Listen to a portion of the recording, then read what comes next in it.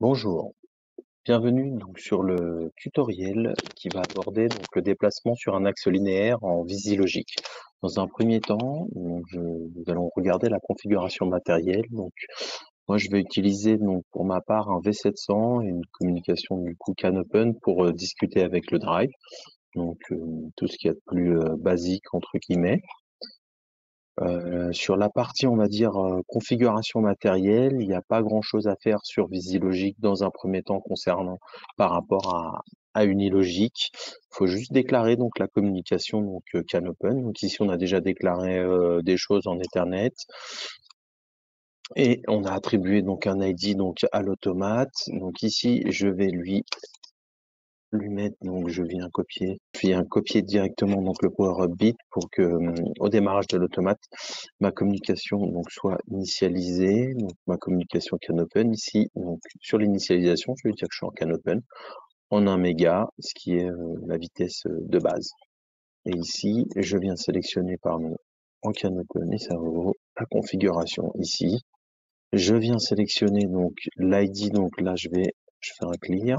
Normalement là vous avez rien qui est sélectionné. Moi mon ID, le deuxième c'est donc mon cerveau qui est représenté donc sur l'ID numéro 2 et je vais venir directement l'attribuer donc en cerveau. Donc je lui mets OK derrière, donc l'attribution s'est faite correctement. Ensuite, nous avons donc l'appel des sous-programmes, donc avec le Motion MC, où c'est l'appel de toutes les fonctions relatives à la motion et les mouvements, donc du coup pour gérer un petit peu tout ce qui est mouvement derrière. Donc ici, la fonction la plus importante, ça va être le MC Power. Donc on vient chercher dans Function Block, Servo Axis, MC Power. Ici, on vient la rajouter, on vient nommer son axe, donc ici qui est appelé Servo Axis underscore 1. Et ici, l'ID, donc si vous avez mis configuré plusieurs drives, vous allez la retrouver ici, donc nous, un seul, le numéro 2. Le type de moteur, donc nous, c'est la série B4. Et nous avons donc un 4 BAB4, donc pour l'exemple.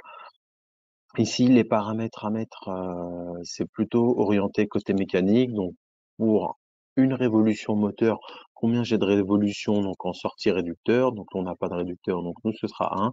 Et je viens faire 75 mm donc de déplacement. Et derrière, on a une fonction intéressante donc pour remplir tous ces paramètres qui vont constituer un petit peu les paramètres du moteur, donc au niveau de la partie mouvement, les arrêts, le contrôle de position, contrôle de vitesse, contrôle de couple et la prise d'origine. Donc, il y a un petit bouton qui s'appelle autofill qui vous permet d'être rempli automatiquement. Donc, c'est ce qu'on va faire ici et tout se remplit automatiquement avec des valeurs, on va dire entre guillemets, par défaut.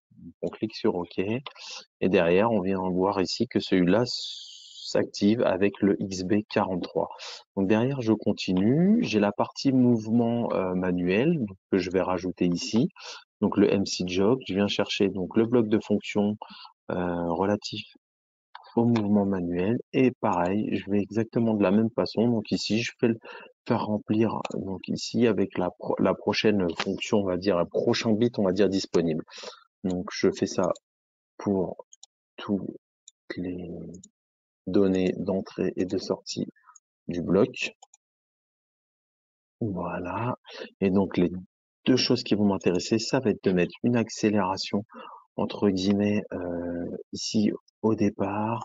Donc est-ce que ça va être important? Donc là je vais lui mettre donc 250 et ici je vais lui mettre exactement donc la même chose pour la décélération 250 et pour la vitesse également je vais lui mettre une vitesse.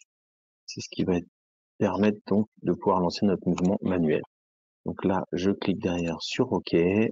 Je fais faire la même chose. Donc MC Home, c'est pour tout ce qui est relatif à la prise d'origine. Donc pareil, je vais chercher mon bloc de fonction. Je le rajoute ici et donc je le remplis, on va dire, de façon un petit peu autonome. Donc avec les explications qui sont en anglais, mais qui sont plutôt, qui décrivent bien, on va dire, l'entrée et les sorties des blocs. Voilà.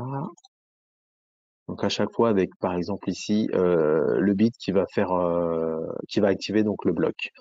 Ici donc le bloc de fonction donc, que je vais aller chercher, cerveau axis, ici, move block, ok, ici, je le mets, tac, je fais de même, hop.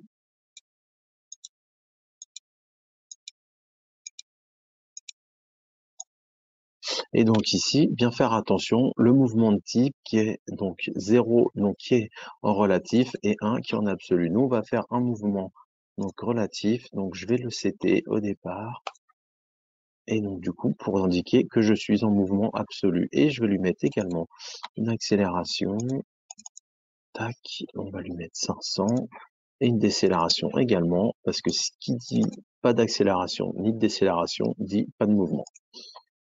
Ok, je mets OK, et derrière, donc la partie donc reset, donc qui va permettre donc derrière de resetter donc notre drive si jamais il y a une erreur qui était affichée. Hop, on fait de la même façon, procède de la même manière. Voilà. Donc là, tous mes blocs ont été créés correctement. Donc ici, comme je peux le voir, tout a été créé. Et donc maintenant, je vais remplir donc la partie mouvement. Donc ici, mon écran qui a été déjà créé de base avec des boutons. Donc par exemple ici le mouvement, le bouton reset, ce serait le MB13. J'ai également le bouton prise d'origine, par exemple MB11, etc., etc. Donc tout ça, c'est des boutons qui ont été déjà créés auparavant, et moi je vais les lier en fait directement donc aux bons bits qui vont activer les bons blocs. Donc l'activation du moteur ici, le MB0 chez moi, donc il va être lié donc au XB43, donc que je vais ajouter ici, tac, voilà, et si on va voir ici, c'est bien le XB43, et ainsi de suite. Donc le bouton Home, c'est pareil, donc chez moi c'est le 69. Ici, ma position actuelle, donc ça va être, je vais en gros enregistrer donc directement ma position. C'est ma position courante que je vais enregistrer directement dans mon ML0. Voilà, qui est directement affiché en fait ici. Donc là, le ML0 pour la position et le ML1 pour la vitesse actuelle. Donc je fais de même juste en dessous avec la vitesse actuelle. Donc là, c'est pas XL16, mais XL17. Et là, je vais mettre ML1. Derrière, donc pareil, mon bouton reset qui va activer. Donc là, c'était XB83, je crois, de mémoire. Non, 81. Execute of MC Reset. Voilà, c'était ça. Donc on va vérifier quand même. Ici, XB81, tac, donc c'est bon, qui exécute.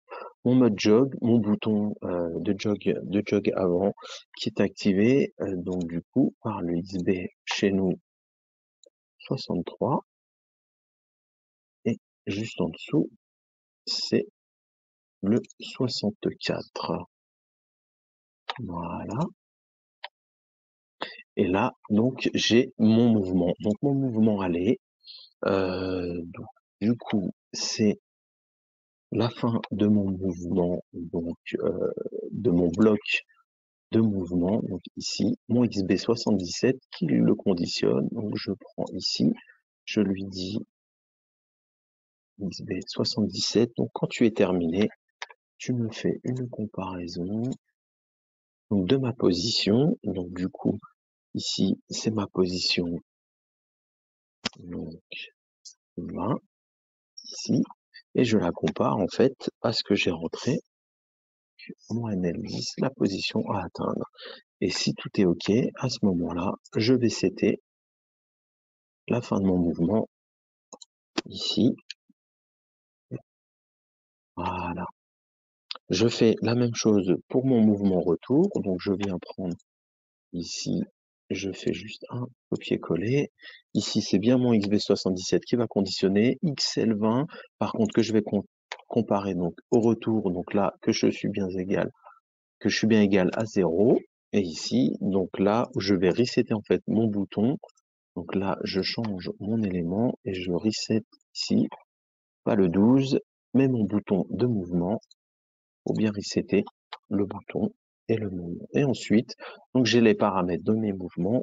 Ici, quand je vais avoir l'appui en fait sur mon bouton de mouvement, je vais lui enregistrer donc la valeur.